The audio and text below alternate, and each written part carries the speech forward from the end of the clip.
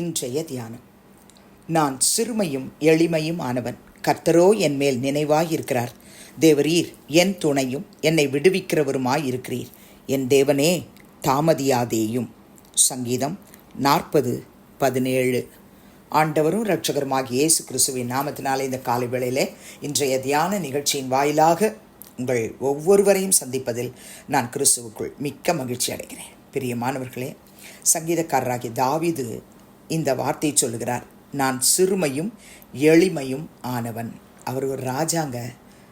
ஆமென். பிரியமானவர்களே, அந்த ராஜா வாயில் வர்ற வார்த்தை என்னன்னா, நான் சிறுமையும் எளிமையும் ஆனவன். எல்லா பலமும் உள்ளவர்.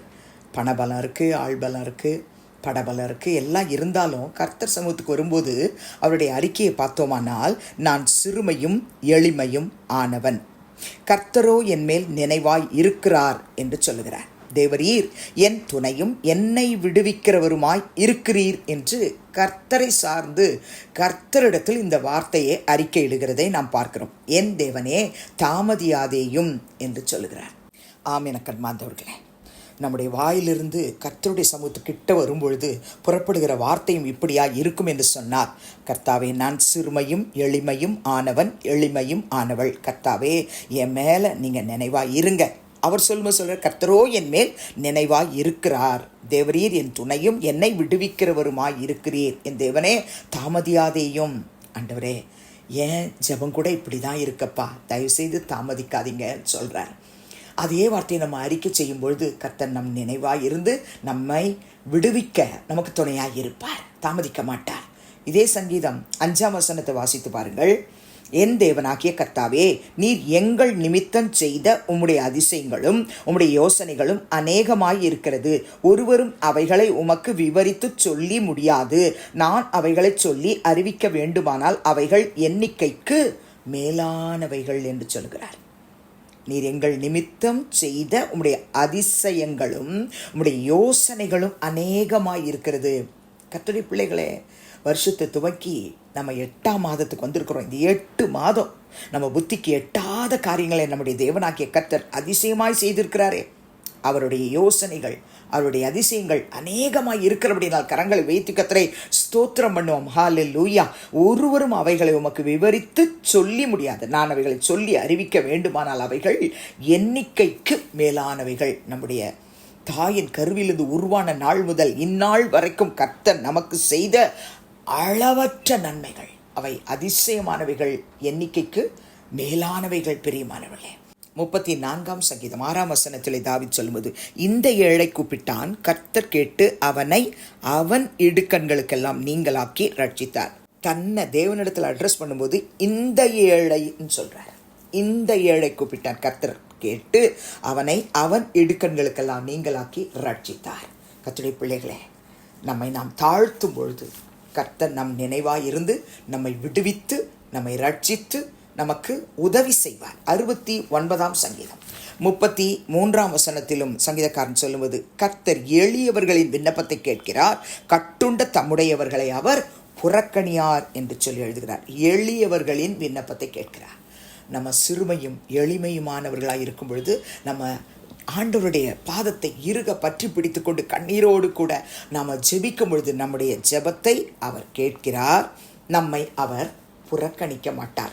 70 சங்கீதம் 5 சங்கீதக்காரன் எழுதுகிறார், நானோ சிறுமையும் எளிமையும் ஆனவன். தேவனே, என்னிடத்தில் தீவிரமாய் வாரும். நீரே என் துணையும் என்னை விடுவிக்கிறவரும் ஆனவர். கர்த்தாவே தாமதியாதேயும். நான் சிறுமையும் எளிமையும் ஆனவன். இந்த வார்த்தையை இந்த காலையில் யார் யாரெல்லாம் வியாகுலத்தோடு ஆண்டவரை பார்த்து சொல்கிறோமோ, நம்ம பக்கத்தில் வந்து நம்மளை விடுவிக்கிறவராய், நமக்கு துணை செய்கிறவராய், நமக்காக எல்லாவற்றையும் அவர் செய்து முடிக்கிறவராய் இருப்பார். ஏசாயா சொல்லும்போது 41 சிறுமையும் எளிமையுமானவர்கள் தண்ணீரை தேடி அது கிடையாமல் அவர்கள் நாவு தாகத்தால் வரலும்போது கர்த்தராகிய நான் அவர்களுக்கு செவி கொடுத்து இஸ்ரவேல் தேவனாகிய நான் அவர்களை கைவிடாதிருப்பேன்.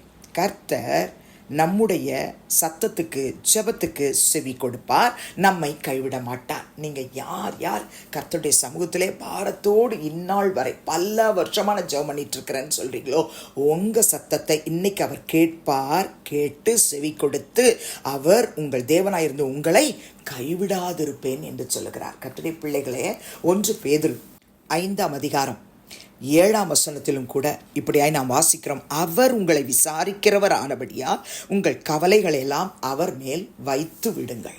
கவலைகள் எல்லாம் அவர் மேல் வைத்து விடுங்கள். எந்த கவலையாக இருந்தாலும் சரி, உங்களை பற்றியோ, உங்கள் குடும்பத்தை பற்றியோ, உங்கள் பிள்ளைகளை பற்றியோ, அல்லது உங்களுடைய எதிர்காலத்தை குறிச்சோ, அல்லது மினிஸ்ட்ரி ஊழியத்தை குறிச்சோ, எந்த காரியத்தை குறித்து நீங்கள் பாரத்தோடு இருக்கிறீங்க, தாவீதை போல ஜெபிக்கிறீங்க, நீங்கள் ஆண்டவருடைய சமூகத்தில் இன்னைக்கு காலையில் இந்த ஜெபத்தை நீங்கள் ஏறெடுக்கும் பொழுதே கர்த்தர் உங்கள் பக்கமாய் செவி சாய்த்து விட்டார். உங்கள் விண்ணப்பத்தை கேட்டு விட்டார். உங்களை புறக்கணிக்க மாட்டார். அவர் உங்களை விசாரிக்கிறவர் ஆனபடியால் உங்கள் கவலையெல்லாம் அவர் மேலே வச்சுட்டீங்க. அவர் உங்களுக்கு சகாயம் பண்ணுவார்.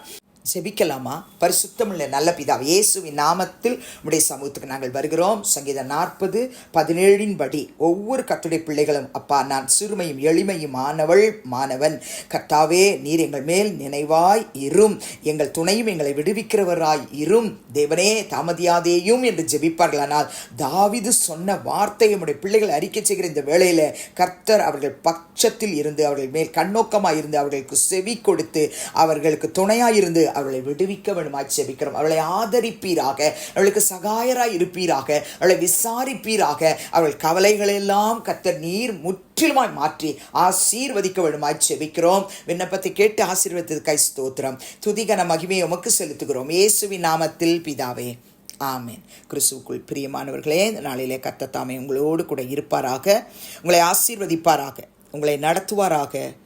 ஆமென்.